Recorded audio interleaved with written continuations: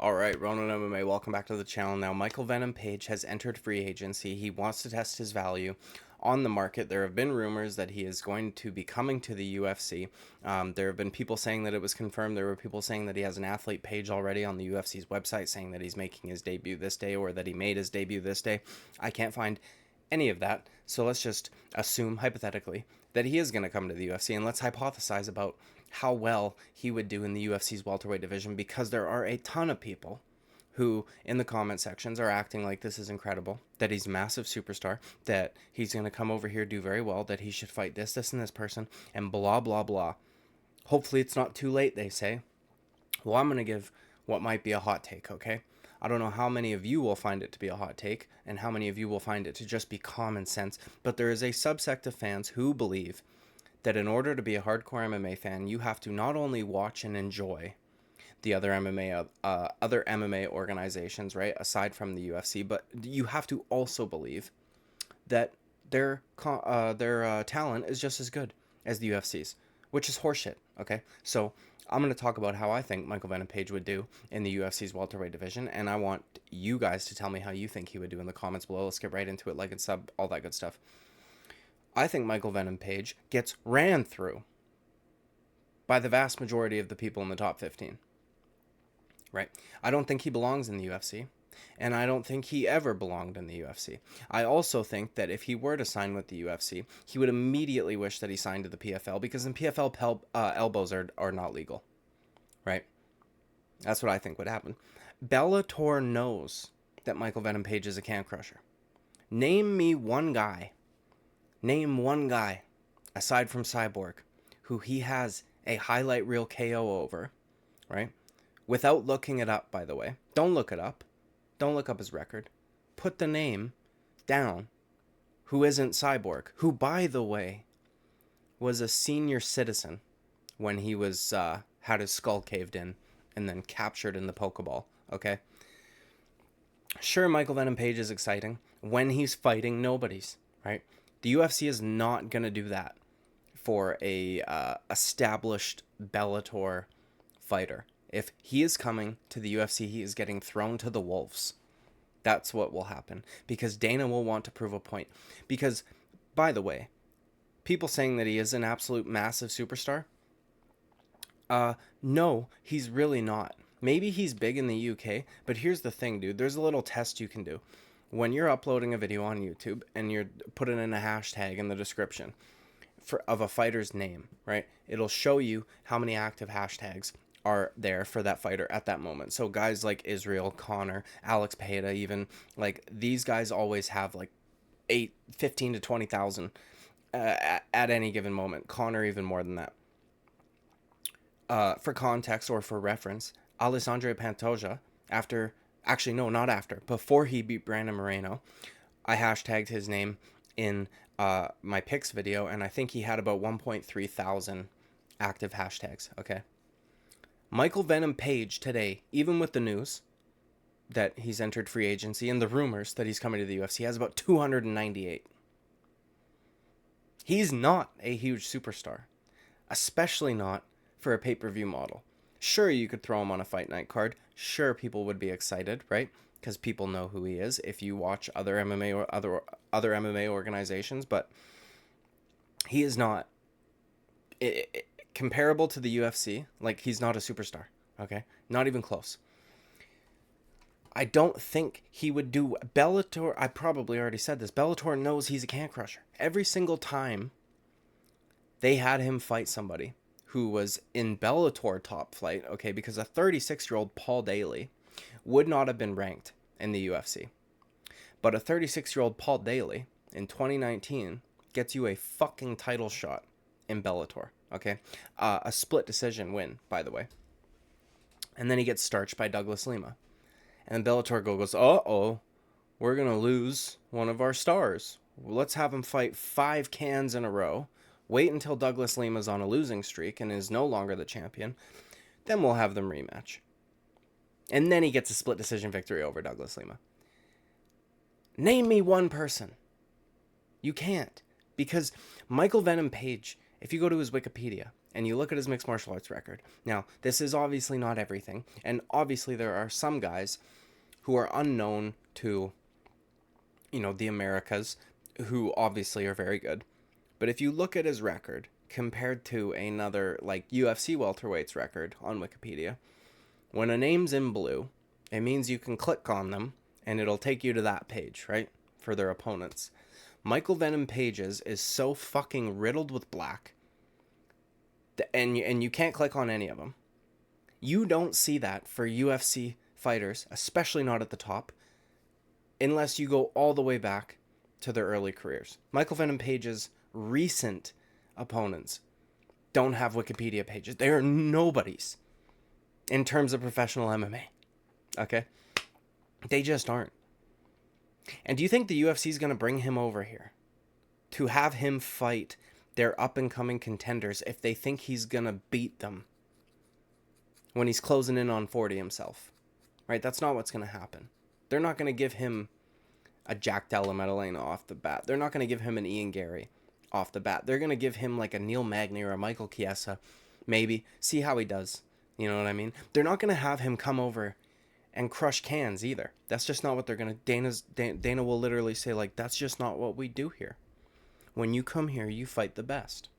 That's what he'll say. And if we look at the top of the welterweight division, we got Leon Edwards, the champion, obviously. I think Leon Edwards would absolutely school Michael Venom Page. I think he would eat his legs apart. I think he could beat him up in the clinch and most likely take him down at will. Probably submit him. I think Kamaru Usman ragdolls him. I think Colby Covington ragdolls him. I think Bilal Muhammad, who I am not even a fan of, does basically whatever he wants. I think he ragdolls him. I think Khamzat Chimaev ragdolls him. I think Gilbert Burns ragdolls him. Right? We've seen Gilbert Burns implement a wrestling game plan when he needs to and hold guys like Wonderboy down, who, in my opinion, is probably the easiest fighter to compare Michael Venom Page to, except I think Stephen Wonderboy Thompson is fucking leagues ahead of him. Okay? Shavkat Rakhmonov does literally whatever he wants. He would make Michael Venom Page his prison bitch if he wanted to. Tell me somebody you think he's going to beat. Stephen Thompson, I don't think he beats. I think Stephen Thompson outpoints him. I think Stephen Thompson is a way higher skilled striker than Michael Venom Page has ever been. Right? Stephen Wonderboy Thompson has fought for the title at a UFC level, drew with Tyron Woodley, and arguably beat him, and then had a majority decision loss against him the second time. Has schooled guys on the feet like Jeff Neal, right? Like Vicente Luque, like tons. Dude, come on now. Tell me who you think he beats. Wonderboy Thompson's 40 years old. I would still put money on Stephen Wonderboy Thompson over Michael Venom Page. I just would, okay? I think Jeff Neal could land a big shot on him. I think Sean Brady would wrestle fuck him, probably submit him. I think Vicente Luque could potentially submit him. Because Vicente Luque, while he got absolutely butchered by Stephen Wonderboy Thompson, there were moments where he landed pretty big shots on Wonderboy. And I think that Wonderboy Thompson has better range management, has better distance control. I think that he has better weapons, way more variety of weapons. I think he's trickier to deal with because he switches stances so frequently and has different attacks from different stances and throws same side attacks like simultaneously or in a row or whatever, dude.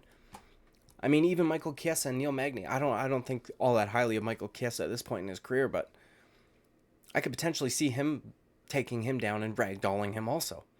I could see Neil Magny doing it. I just don't get it, dude. I don't think he would have done well 5 years ago. I certainly don't think he's going to do well now. You know what I mean? The Cyborg KO is the only one anybody ever talks about. He is a senior citizen. He looks old as fucking all get out, dude. He looks older than my grandpa. You know? I just don't see it at all. Michelle Pajeda, maybe. You know what I mean? Like, I'm not seeing it. And I don't think he's a giant superstar either. And I think that if the UFC's bringing him over, it's to prove a point. They're not giving him favorable matchups, right? they'd give him a nasty opponent. I know Shavkat Rakhmonov's already got an opponent, right, in Kelvin Gastelum, but I think Shavkat Rakhmonov, they would throw him to somebody like that. You know what I mean? You want to come here, well established, like Michael Chandler did, right? Dan Hooker is not an easy opponent, and they threw him in there, and we've seen what happens when he fights the best, he gets finished. So, I mean, Jesus Christ, dude, like, tell him. If you truly think that he would do well in the welterweight division, let me know. I saw Jesse on Fire say something really stupid too. He said he was a fucking mix between Sean O'Malley and Israel Adesanya. First of all, Israel Adesanya, while he does do some flashy shit, has a pretty basic like kickboxing style. He just does leg kicks, straight punches. You know what I mean? He's got that tricky question mark kick he throws sometimes. He switches stances a little bit more than traditional kickboxers. He holds his hands a little bit lower than traditional kickboxers. But just because he holds his hands low doesn't mean he's fighting karate. You know what I mean? Sean O'Malley maybe has a little bit of karate or taekwondo like influence, but also straight like these guys are tested against good competition. Whatever you think about the Petr Yan decision, the fact that there's even an argument means Sean O'Malley's legit. Okay, I hate Israel Adesanya with a passion, but he's pretty proven. Michael Venom Page couldn't become a champion in Bellator, where Rory McDonald, off of a 2-fight skid, goes over there, wins against Paul Daly, and in his next fight fights for the belt. Right? Where an organization where Usman Nurmagomedov has his first title defense against, a 40-year-old Benson Henderson, who also, much like Paul Daly, would not be fucking ranked if he were in the UFC. He just wouldn't be. And if you think otherwise, you're lying to yourself. So I hope I haven't angered too many of you. But I'm not overly... I wouldn't be that excited. I think he should go somewhere else. He would ruin his career. He would come over here, right? He would get finished. If anything, he's going to beat somebody who's not ranked, which would not look good for him also because, well, it would be what he's used to. But if you're going to come test yourself against the best in the world, you're not going to... The UFC is not going to let him come here and crush cans. They'll prove a point. They'll feed him to somebody like a fucking Bilal Muhammad, like a Hamzat, like a Shavkat, like some of these guys who will fuck him if they want to. And then they'll be like, see, I told you. This guy's like at the top of the welterweight division in Bellator. You know what I mean, dude? There are certain guys who I agree, if they came over, could potentially do well in the UFC. You know what I mean?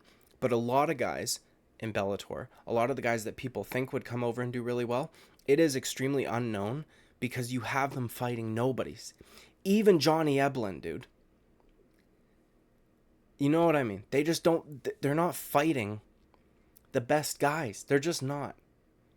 So yeah, you can fight a senior cyborg and cave his skull in as if the guys in the UFC wouldn't do whatever the fuck they wanted to Cyborg. You know what I mean? Nick Diaz schooled Cyborg way back in Strikeforce.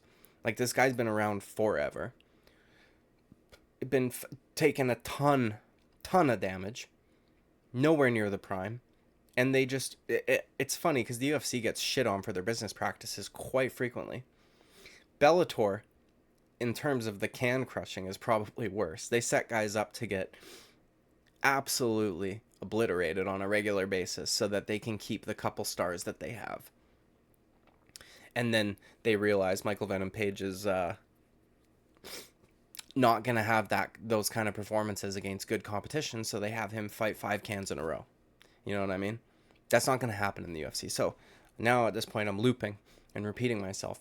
Also, dude, the welterweight division in the UFC, like, they're all used to this style. Stephen Wonderboy Thompson's been around forever. And he does it arguably a lot more effectively at a much higher level. You know what I mean? A lot of them have had fights with him or camps for him, or, you know what I mean? They've thought about fighting him and how they would approach it and what they would do. And there's been guys that have had some success. I think that Michael Venom Page would be like fighting Wonderboy on fucking easy mode, dude. But that's just my opinion. He's a little bit taller, but he's much lankier. They would chop his fucking legs up, dude. Are you kidding me? Anyways, bro. Like and subscribe. Let me know what you guys think of MVP possibly joining the UFC and how you think he would do and how fast do you think he would try to get out of his contract and run for PFL where they couldn't take him down and slice him the fuck open with elbows. Like and subscribe. Greatly appreciate it. See you at the next one. Bye-bye.